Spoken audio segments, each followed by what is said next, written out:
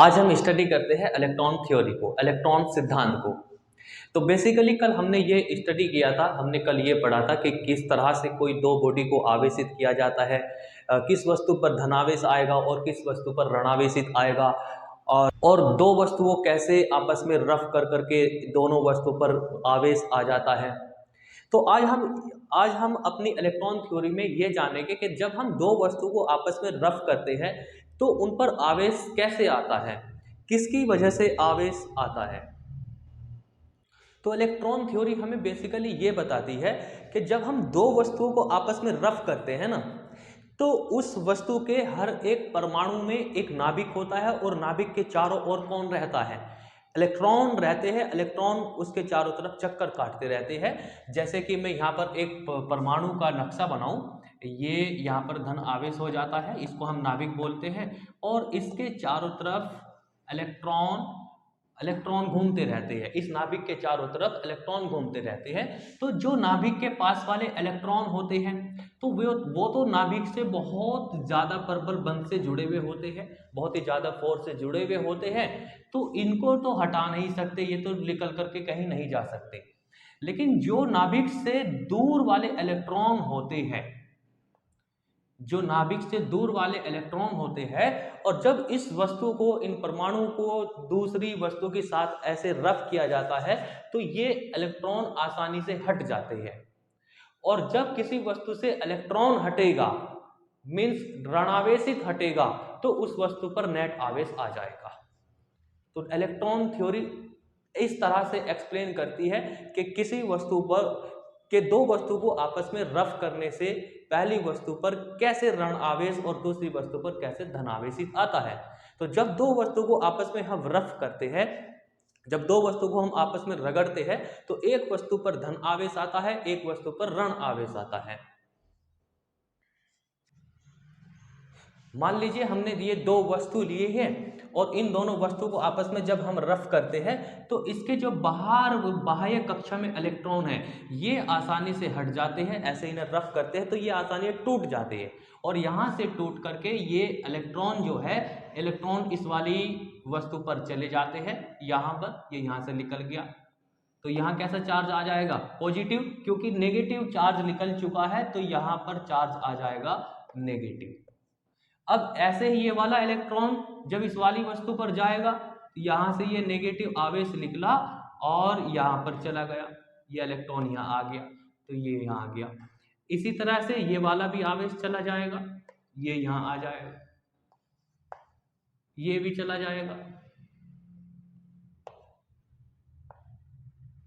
तो वस्तु को आपस में रफ किया जाता है तो पहली वस्तु के जो परमाणु हैं, उस परमाणु के जो बाह्यतम कक्षा में इलेक्ट्रॉन है वो लूजली बाउंड है, वो बहुत दुर्बल बंध से जुड़े हुए हैं। तो इसलिए जो इस वाले पहले परमाणु के बाह्यतम कक्षा के जो इलेक्ट्रॉन है वो आसानी से निकल जाते हैं और निकल करके दूसरी वस्तु पर चले जाते हैं। और जब पहली वस्तु से इलेक्ट्रॉन निकलेगा और दूसरी वस्तु पर जाकर के बैठेगा तो इस वाली वस्तु पर ऋण आवेश आ जाएगा।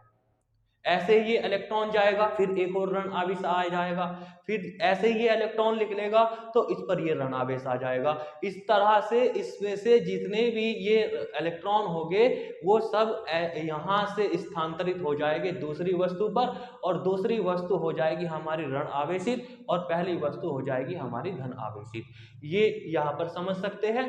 यहाँ से यहाँ इलेक्ट्रॉन निकले और इलेक्ट्रॉन निकल करके दूसरी वस्तु पर चले गए। तो किसी वस्तु का आवेशित होना या धन आवेशित होना किसकी वजह से होता है, केवल और केवल इलेक्ट्रॉनों के स्थानांतरण से ही होता है। इलेक्ट्रॉन ट्रांसफर होगे दूसरी वस्तु पर तो ही वस्तु आवेशित होगी, अदरवाइज वस्तु आवेशित नहीं होगी। अब यहाँ पर सवाल ये उठता है कि प्रोटॉन क्यों नहीं गए चल करके। तो प्रोटॉन इसलिए नहीं जाता क्योंकि प्रोटॉन जो होता है वो बहुत भारी हुआ करता है।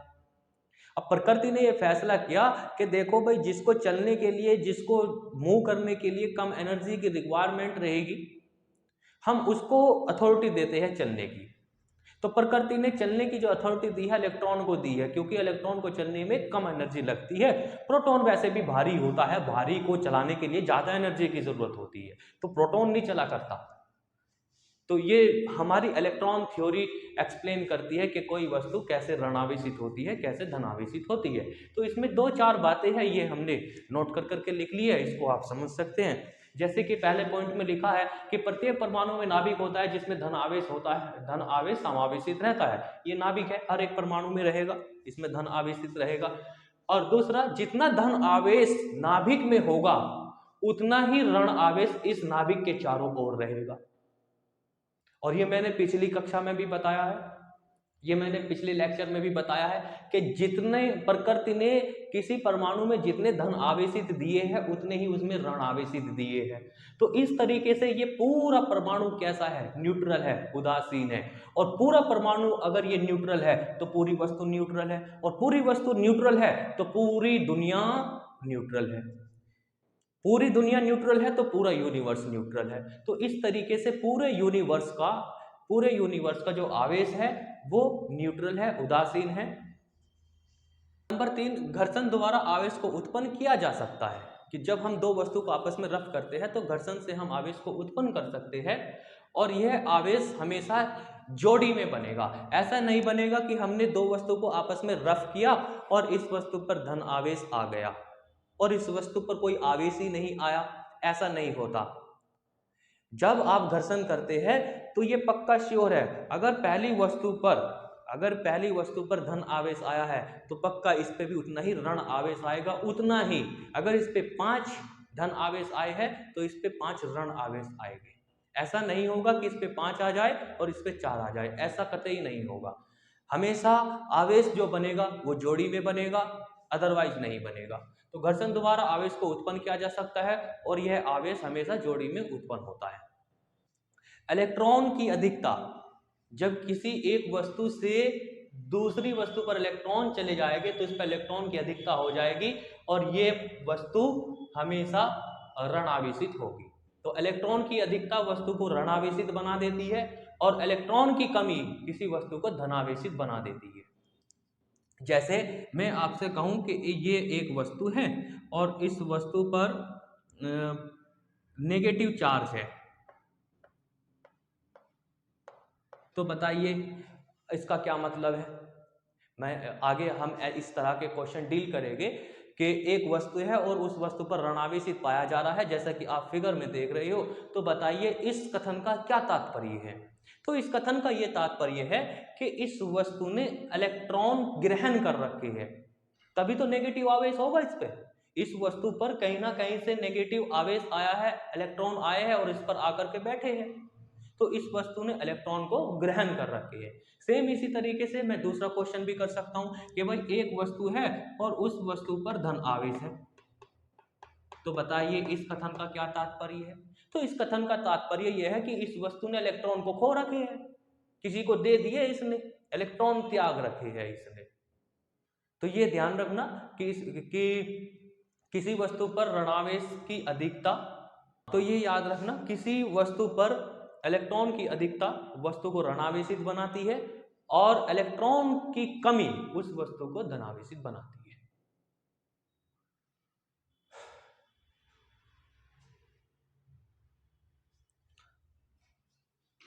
और नंबर 5, किसी वस्तु का आवेशित होना केवल इलेक्ट्रॉनों की ही वजह से ही होता है, ये मैंने बता दिया आपको। जिस वस्तु से इलेक्ट्रॉन निकल जाते हैं, अब क्योंकि इलेक्ट्रॉन खुद एक छोटा सा पार्टिकल है, अब बहुत छोटा सा पार्टिकल है तो उसमें कुछ ना कुछ द्रव्यमान भी होगा। तो जब इलेक्ट्रॉन एक वस्तु से दूसरी वस्तु पर जाएगा तो ये पक्का है कि उसमें कुछ ना कुछ द्रव्यमान भी वो लेकर के जाएगा। मान लीजिए मेरे पास एक वस्तु है और इधर से ये इलेक्ट्रॉन आया और आकर के इस पर बैठ गया, तो इस वस्तु का द्रव्यमान में वृद्धि होगी या नहीं होगी। तो इसका आंसर है हाँ होगी, क्योंकि इधर से एक इलेक्ट्रॉन आया और ये द्रव्यमान भी लेकर के आया, तो इसका द्रव्यमान में वृद्धि हो जाएगी। और इसमें से इलेक्ट्रॉन निकल जाएगा तो इसके द्रव्यमान में कमी आ जाएगी। तो एक बात ये बताती है हमारी इलेक्ट्रॉन थ्योरी कि जिस वस्तु से इलेक्ट्रॉन निकल जाते हैं उस वस्तु में द्रव्यमान में कमी आ जाती है और जिस पर जाकर के वो बैठ जाएंगे उसके द्रव्यमान में वृद्धि हो जाएगी। तो ये इलेक्ट्रॉन थ्योरी है, इसके 4-5 पॉइंट है, ये हमारे हेल्प करेंगे जब हम आगे की फिजिक्स पढ़ेंगे, उसमें बहुत ज़्यादा हेल्प होगी। तो एक बात और मैं बता देता हूँ आपको कि जो चार्ज होता है, जो आवेश होता है, वो बिना द्रव्यमान के नहीं रह सकता। जहां आवेश होगा तो उस वस्तु पर द्रव्यमान भी होगा, यानी कि आवेश चल करके जाएगा तो कण चल करके जाएगा, और कण चल करके जाएगा तो द्रव्यमान चल करके जाएगा। तो इसलिए मैं बोल रहा हूं कि आवेश द्रव्यमान के बिना नहीं रह सकता। आवेश चलेगा तो द्रव्यमान भी चलेगा। आवेश और द्रव्यमान एक दूसरे से रिलेशन बना करके रखते हैं, ये दोनों साथ चलते हैं। जैसे कि इलेक्ट्रॉन होता है, इलेक्ट्रॉन सबसे छोटा कण होता है, उस इलेक्ट्रॉन पर आवेश भी होता है और उस इलेक्ट्रॉन का कुछ ना कुछ द्रव्यमान भी होता है, दोनों। तो चार्ज, आवेश द्रव्यमान के बिना नहीं रह सकता। जहां द्रव्यमान होगा वहां आवेश भी होगा।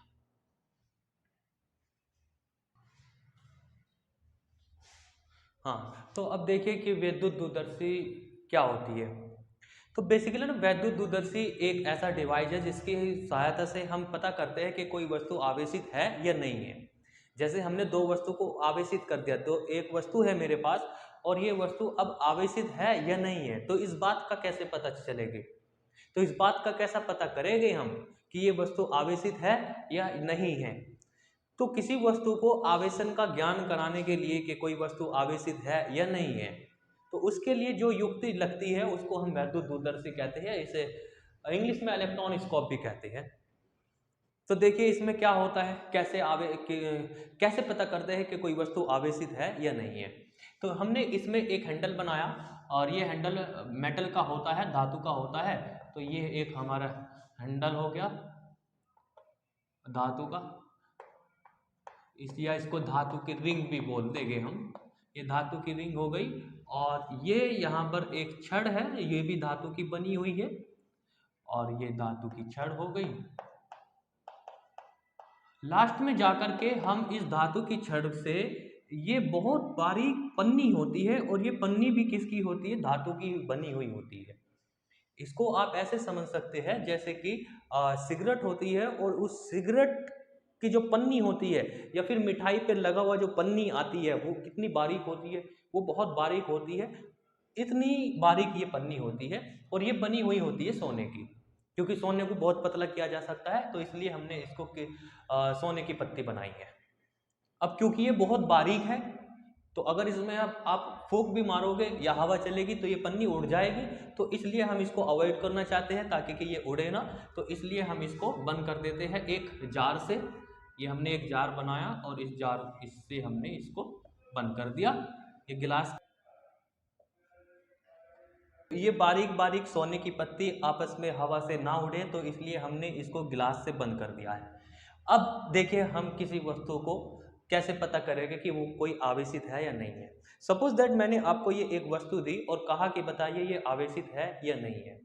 तो मैंने क्या किया, मैंने इसको यहाँ पर इधर ले जा करके टच कर दिया। अब क्योंकि ये मेटेलिक रॉड है, धातु की छड़ है, तो इसका आवेश इस पे ट्रांसफर हो जाएगा और नीचे ये जो छड़ लगी हुई है ये भी किसकी बनी हुई है? धातु की। तो ये आवेश सारा का सारा यहाँ पर नीचे की तरफ आ जाएगा और आकर के ये जो सोने की पत्ती लगी हुई है इस पर फैल जाएगा, इस पर भी आवेश आ जाएगा। अब क्योंकि ऊपर से जो आवेश आया वो एक ही प्रकृति का आवेश होगा, तो जैसा प्रकृति का आवेश इस पर आएगा वैसे ही प्रकृति का आवेश इस पर आ जाएगा। मान लीजिए वो प्लस का चार्ज है तो ये यहाँ पर चार्ज आ जाएगा इस पर। तो जैसे इस पर ये आवेश आएगा तो इस वस्तु पर भी धन आवेश है, इस वस्तु पर भी धन आवेश है, और हम जानते हैं कि धन आवेश एक दूसरे को प्रतिकर्षित करता है। तो ये जो सोने की पत्ती है, ये सोने की पत्ती थोड़ा सा ऐसे फैल जाएगी, ये दूर दूर हो जाएगी, यानी कि ये ऐसे हो जाएगी। ये अगर ये सोने की पत्ती आपस में दूर दूर हो गई तो पक्का ये पेन कैसा था, ये वस्तु कैसी थी? ये वस्तु आवेशित वस्तु थी। तो इस तरह से हम पता कर लेते हैं कि कोई वस्तु आवेशित है या नहीं है। वैद्युत दूरदर्शी की सहायता से इस तरह से हम पता कर सकते हैं कि कोई वस्तु आवेशित है या नहीं है। अब सेम इसी तरीके से अब मैंने तुम्हें दूसरी वस्तु दी कि बताइए ये भी आवेशित है या नहीं है। तो मैंने इसको टच कर करके देख लिया, ये आवेश इस पे ट्रांसफर हो जाएगा। आवेश जब ये ट्रांसफर हो जाएगा तो अगर ये सोने की पत्ती अपनी प्रारंभिक अवस्था में आ जाती है जैसे पहले थी, तो ये यहाँ पर आ जाती है, तो फिर इस वस्तु पर कैसा आवेश रहा होगा?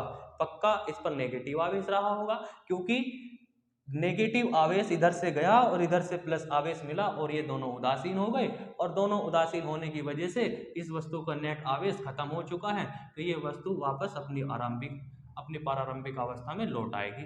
ये सोने की पत्ती जैसी पहले थी वैसी हो जाएगी। तो इस तरह से हम पता कर सकते हैं कि कोई वस्तु आवेशित है या नहीं है। इसके क्वेश्चन पूछे जाते हैं, एंट्रांस में भी पूछे जाते हैं, और वैसे तो बोर्ड के एग्जाम में नहीं आते, लेकिन हाँ एंट्रांस लेवल में इसमें से क्वेश्चन पूछे जाते हैं कि बताइए।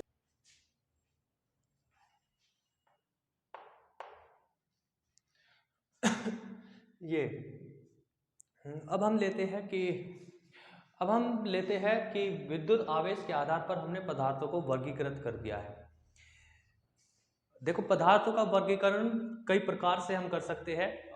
यहाँ पर हम पदार्थों का वर्गीकरण कर रहे हैं विद्युत आवेश के आधार पर, और क्लास 11 पे हमने पदार्थों का वर्गीकरण उनकी प्रत्यास्थता के आधार पर भी करा था कि भाई ऐसे ऐसे पदार्थ होते हैं जिनमें प्रत्यास्थता अधिक होती है, कुछ में प्रत्यास्थता नहीं होती, तो वो प्रत्यास्थता के आधार पर एक वर्गीकरण था। अब हम यहाँ पर पदार्थों का वर्गीकरण कर रहे हैं उसके आवेश के आधार पर। तो हम अपनी डेली लाइफ में ये देखते हैं कि कुछ पदार्थ ऐसे होते हैं कि जो अपने में से आवेश को प्रवाहित होने देते हैं, आसानी से होने देते हैं, उनको कोई रोक टोक नहीं होती। तो ऐसे पदार्थों को हमने नाम दिया चालक। तो वे पदार्थ जो अपने आप में से आवेश का प्रवाह आसानी से होने देते हैं उनको हम कहते हैं चालक पदार्थ। और चालक पदार्थ जैसे इसमें एग्जाम्पल हो जाएंगे कॉपर हुआ, एल्युमिनियम और गोल्ड, तो ये सब चालक के उदाहरण हैं। अब चालक में भी अच्छे चालक होते हैं, कुछ बुरे चालक होते हैं। तो अच्छे चालक वे चालक होते हैं जिनमें आवेश बहुत आसानी से मूव कर जाए, बहुत आसानी से इजीली चला जाए, तो उसको हम अच्छा चालक कहते हैं। अब जैसे कि आयरन है, लोहा है, तो लोहे में आवेश चलता तो है, लेकिन उसको चलने के लिए बहुत मेहनत करनी पड़ती है, अपोजिशन ज़्यादा होता है, उसका विरोध बहुत ज़्यादा होता है। तो लोहे के अंदर आवेश आसानी से नहीं गुजरता, बहुत ज़्यादा मेहनत करनी पड़ती है उसे। लेकिन अगर हम वहीं बात करें लोहे के अलावा एल्युमिनियम की या फिर तांबे की, तो तांबे में आवेश लोहे से अच्छा मूव करता है, अच्छे से चलता है। तो लोहे में तो एल्युमिनियम में या तांबे में आवेश अच्छे से चलता है, तो इसलिए हम तांबे को अच्छा चालक कहेंगे। इसलिए हम तांबे को लोहे के सापेक्ष में अच्छा चालक कहेंगे। और अच्छे चालक की अगर हम बात करें, और भी अच्छे चालक की अगर हम बात करें, तो उससे अच्छा चालक होता है चांदी। चांदी होता है, सोना होता है, तो इसमें विद्युत आवेश बहुत आसानी से, बहुत इजीली मूव करता है, तांबे से भी अच्छा मूव करता है। तो इसलिए हम अपनी घरों की जो वायरिंग में इसलिए हम अपने घरों में जो वायरिंग होती है उसमें एल्युमिनियम की वायर ज़्यादा इस्तेमाल करते हैं हम। अगर हमारी अच्छी खासी इनकम है तो हम तांबे की भी वायर यूज कर लेते हैं, तो क्योंकि उसमें आवेश बहुत आसानी से मूव कर जाता है, और जिसमें आवेश आसानी से मूव करेगा तो उसमें एनर्जी कम लगेगी, तो हमारी रीडिंग भी कम आएगी, बिल भी कम लगेगा। लेकिन तांबा महंगा होता है तो सभी तांबा नहीं लगवाते अपने घरों में, एल्युमिनियम भी लगवा लेते हैं। और अगर उससे भी अच्छा अगर हम चाहते हैं कि हमारे घर में अच्छे से लाइट आए, विद्युत आवेश आसानी से बहे, रीडिंग हमारी कम आए, तो फिर हम चांदी की भी वायरिंग करा सकते हैं। लेकिन चांदी बहुत महंगी होती है, इतने की रीडिंग भी नहीं आएगी जितने की चांदी महंगी हो जाएगी, और उसका चुराने का भी खतरा हो जाएगा, कभी पता चले कि घर में डकैती डाल दी किसी ने तो लेकिन हाँ, जो चांदी का इस्तेमाल ज़्यादातर जो स्विच होते हैं उनमें यूज किया जाता है, क्योंकि जब स्विच का कनेक्शन हमको करना होता है तो हम चाहते हैं कि आवेश यहाँ से यहाँ तक आसानी से आ जाए, उसको कोई रोक टोक ना हो। तो इसलिए हमारा स्विच खराब नहीं होता, स्विच खराब नहीं होगा। तो इसलिए स्विच मार्केट में तुमने देखा होगा महंगे महंगे स्विच भी मिलते हैं, हजार हजार 500-500 रुपए के स्विच आते हैं। उसकी वजह यही है कि उनमें चांदी यूज होती है। तो ये चालक के बारे में हुआ। और इसी के विपरीत तो जिन चालकों की चालकता ज़्यादा होगी, अच्छी होगी, वो अच्छे चालक कहलाएंगे। ये इनका गुण होता है। चालकता क्या है? चालकता उनका गुण है। तो ये गुण जितना अच्छा होगा उतना ही अच्छा चालक माना जाएगा। सेम इसी तरीके से अचालक होते हैं। अचालक वे पदार्थ होते हैं जो अपने आप में से विद्युत आवेश को प्रवाहित ही नहीं होने देते, तो उनको हम अचालक कहते देते हैं।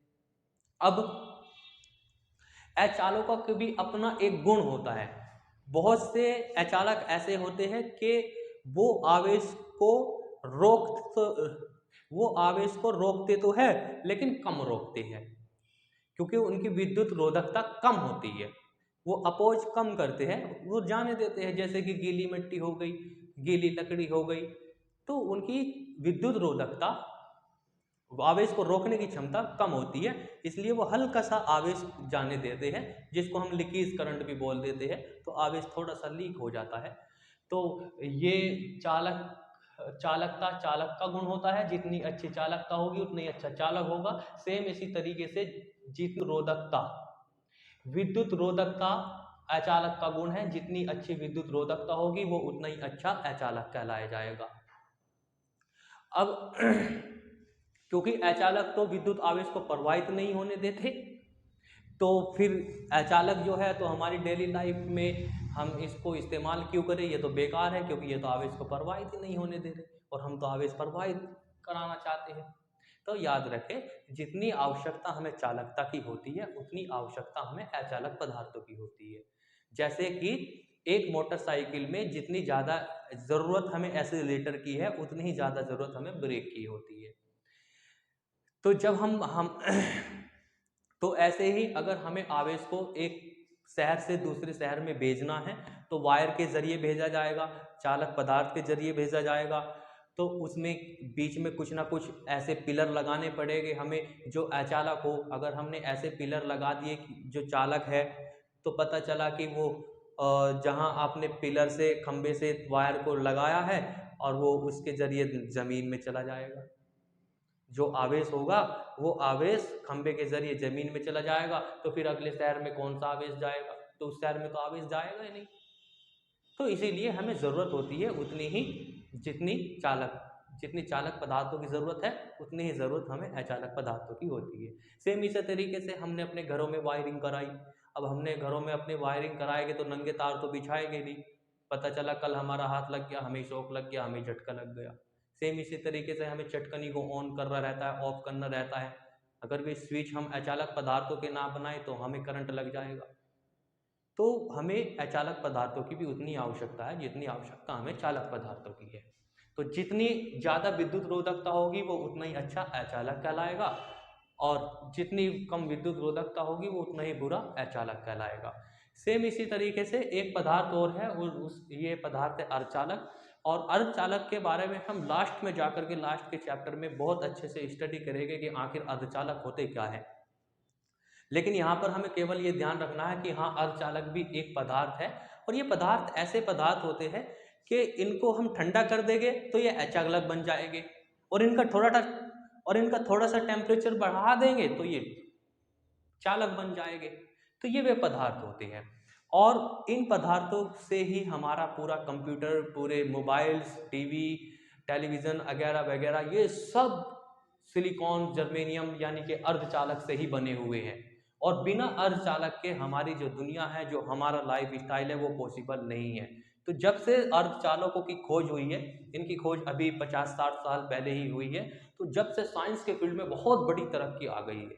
आप देखते हो कि मोबाइल इतने छोटे छोटे हो गए, पहले कंप्यूटर इतना बड़े बड़े हुआ करते थे, बहुत बड़े, लेकिन जब से अर्धचालकों की खोज हुई है तब से कंप्यूटर का साइज भी छोटा हो गया, मोबाइल भी छोटे हो गए, मोबाइल भी बहुत फास्ट प्रोसेस के आने लगे।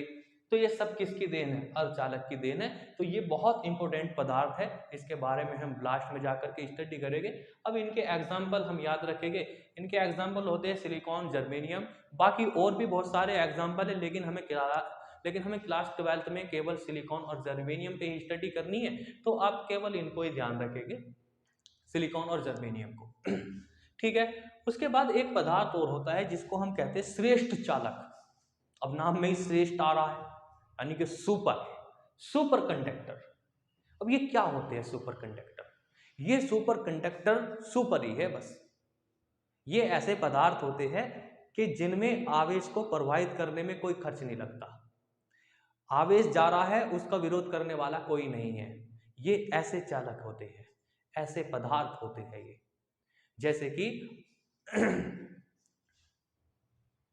जैसे कि मैं आपको कहूं कि आपको बाइक चलाने के लिए 3 रास्ते मिलते हैं। एक छोटी सड़क है, एक थोड़ी और चौड़ी सड़क है, और चौड़ी सड़क है, तो आप जो नेड़ी सड़क है उस पर आसानी से मूव नहीं कर सकते, क्योंकि उस पर सबसे ज़्यादा आपका विरोध होगा, एक्सीडेंट हो जाएगा, स्पीड कम रखनी पड़ेगी। सेम इसी तरीके से एक खुला रोड है, बिल्कुल चिकना रोड है, अच्छे खासा बना हुआ है, आप उस पर चलते हो और भागे हुए चले जाते हैं। ऐसा क्यों? क्योंकि वहाँ पर विरोध आपका कम हो रहा है, वहाँ का प्रतिरोधकता कम है। तो सेम इसी तरीके से ये श्रेष्ठ चालक ऐसे होते हैं कि इनमें आवेश आसानी से गुजर जाता है। ये मान लीजिए श्रेष्ठ चालक हुआ और ये आवेश आ रहा है, इसको रोकने वाला कोई नहीं है, ये सीधा चला जाता है। तो जब इसको कोई रोकने वाला नहीं होगा तो ये जितनी एनर्जी यहाँ से लेकर के चलेगा उतनी एनर्जी यहाँ पर पहुँचा देगा।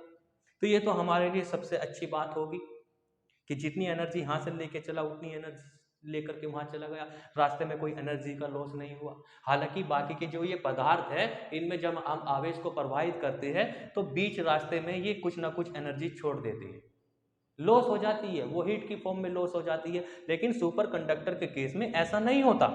सुपर कंडक्टर के केस में जितनी एनर्जी इलेक्ट्रॉन लेकर के यहाँ से चलता है उतनी एनर्जी सामने दूसरी तरफ पहुँचा देता है।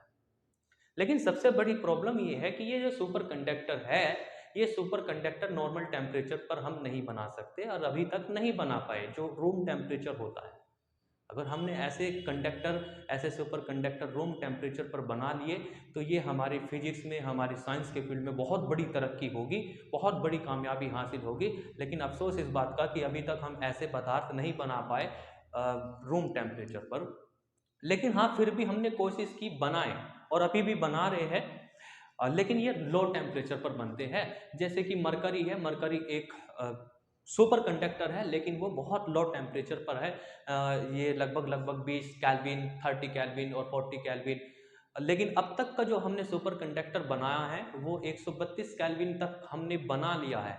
इतने हाई टेम्परेचर तक हम आ चुके हैं और भविष्य में उम्मीद करते हैं कि हम हाई टेम्परेचर पर भी कोई सुपर कंडक्टर बना लें।